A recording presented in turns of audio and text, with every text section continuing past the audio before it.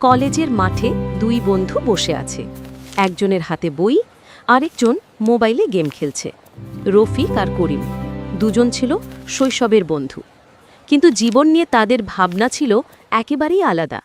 রফিক বই পড়ে, ছোট ছোট নোট লেখে। করিম মোবাইলে সারা রাত গেম খেলে। রফিক ভাবত পরিশ্রম ছাড়া সফলতা আসে না, আর করিম ভাবত মজা করাই আসল জীবন। কয়েক বছর পর রফিক নিজস্ব একটি ছোট ব্যবসা শুরু করে। করিম চাকরি না পেয়ে হতাশ। সময় কেটে গেল। রফিক তার উদ্যোগ আর অধ্যবসায় দিয়ে ব্যবসা শুরু করল। করিম কিন্তু অলসতায় ভেসে গেল, কোনো কাজ পেল না।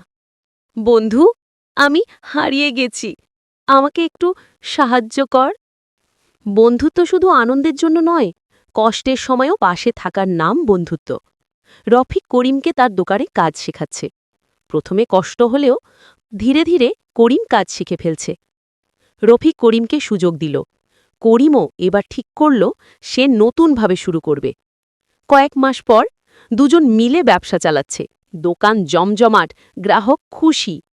বন্ধুত্ব, পরিশ্রম আর সঠিক পথে চলার মানসিকতা করিমের জীবনই বদলে দিল।